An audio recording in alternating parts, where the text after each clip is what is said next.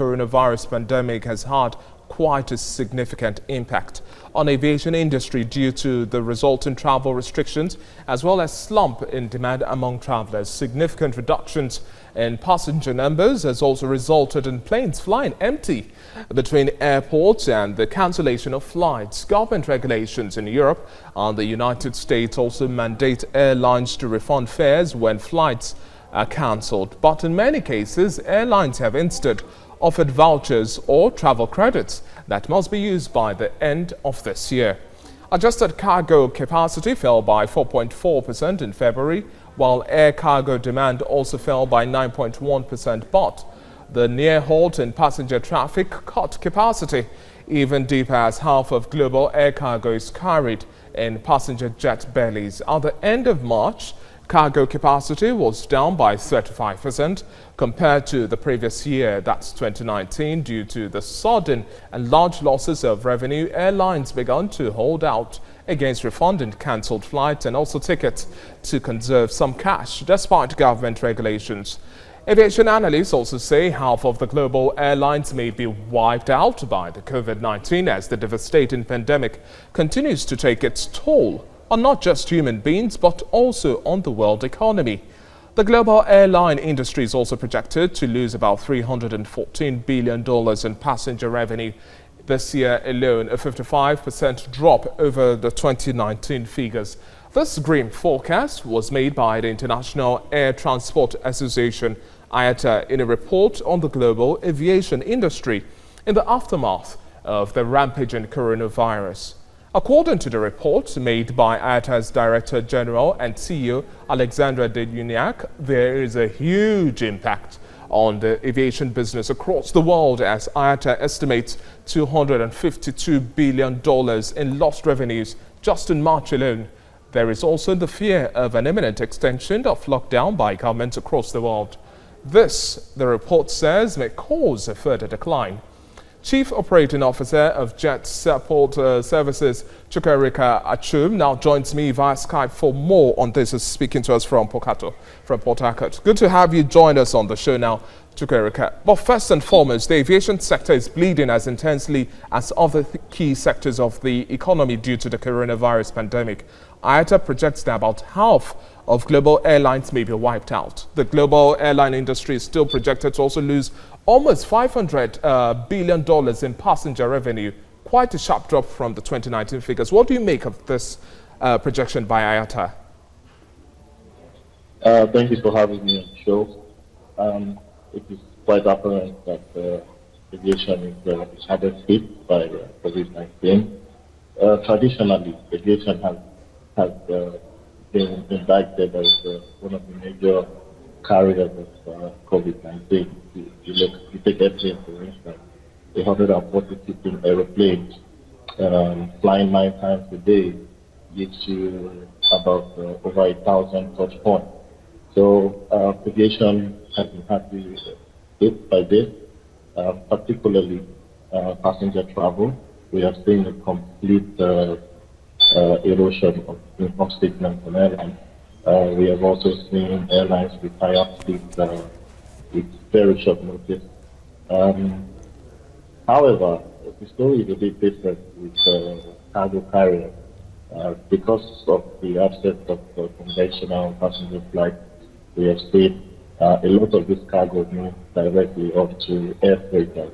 Also in business aviation, we have seen a decline, this 30% decline in business aviation demand.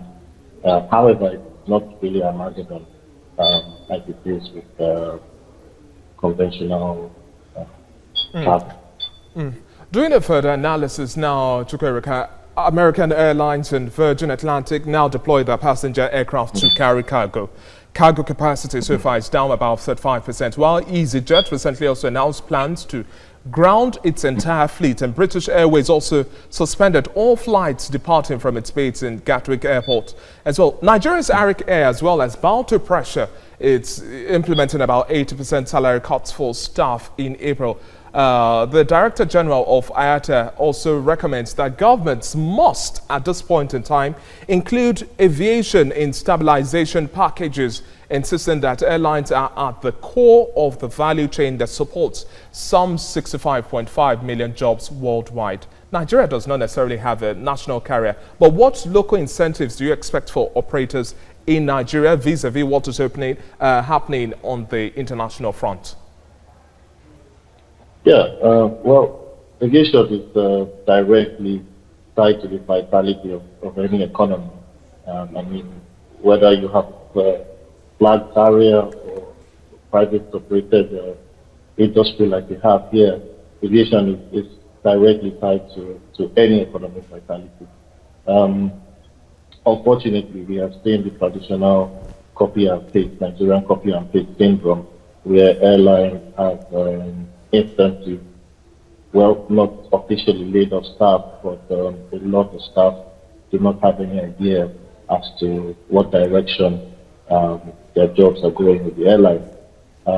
In 2015, the government rapidly nationalized a couple of the private airlines through the asset management company of Nigeria. Big carriers such as Refunds and Harry had a huge percentage of their equity taken over by government. Well, we all understand the macroeconomic headwinds that the government is currently facing, but nonetheless, the government has to come out again and give big products with carriers. You cannot just allow them to die. Well, that bailout, in my opinion, has to be targeted directly towards cost of heads such as employee-related expenses, salary, but it is just unthinkable to just allow the airline to vaporize overnight. Okay, now let's also do a further analysis as well. IATA has also urged countries to partner with the aviation industry to implement temporary measures which will ensure that the licenses and certificates for aviation safety are also valid. Many aviation regulators have also adopted necessary measures to offer flexibility, ratings and certificates to airlines and their licensed crews so that the operation can still continue, along with ICAO expectations. But what do you expect we also implement in that regard here in Nigeria? We've seen a lot of interaction from the Nigerian Civil Aviation Authority. I mean, in the last 4 weeks, forgive me if my memory fails me, we have seen the Director General of the Civil Aviation Authority release about 8 air operator letters detailing guidance on how operators can properly store their airplane, how pilots and how operators can have access to extension of crew licenses, and more or less be a guiding hand towards this downtime. Well, technical regulation is not enough, unfortunately. We need to see government increase in terms of liquidity. It is okay to, try and operate safe and fill the books and provide guidelines, but as we all know, the safety of every airline is directly tied to its financial liquidity. So yes, we have seen a lot of interaction from the Civil Aviation Authority.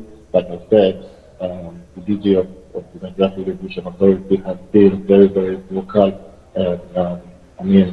We just hope to see how we can ride out this storm. We hope to see how we'll be able to manage the storm better. But flight cancellations were and still remain a major bone of contention. Government regulations in Europe and United States mandate airlines to refund the fares when flights are cancelled. But in many cases, airlines have insisted to offer vouchers or travel credits that must be used by the end of this year. Some airlines have extended the voucher window to at about May 2022. Do you think this is enough to manage the sharp effect we've had due to the coronavirus pandemic? Well, I think the problem with Nigerian airlines, I will speak locally, is liquidity management. Many of these airlines, even before the COVID-19 or pre-COVID-19, they already operated with a negative PSC. So a lot of these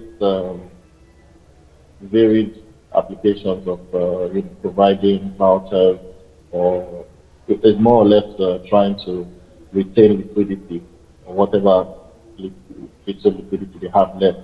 So yes, even to the passenger, yes, everybody needs as much money as he needs right now. Uh, the ideal thing would be to have the cash back, but considering the financial positions of airlines, um, it's really going to be a tough call to have airlines support effective. Okay, as we're slowly wrapping up our conversation now, let's talk about the future of aviation in Nigeria and what you expect from the global front. Now, preparing for post-COVID-19 now, contending the issues of developing, establishing national carrier, making Nigeria an aviation hub, talk about the maintenance, repair, overhaul facilities, exploring the bilateral aviation safety agreement, and a whole lot more. What steps do you expect us to take now to prepare ourselves ahead of post-COVID-19 so that once the coast is clear, we can all fly high? Okay, the first thing that comes to mind or that resonates with me is we must together as a body of airlines retain institutional memory from this pandemic.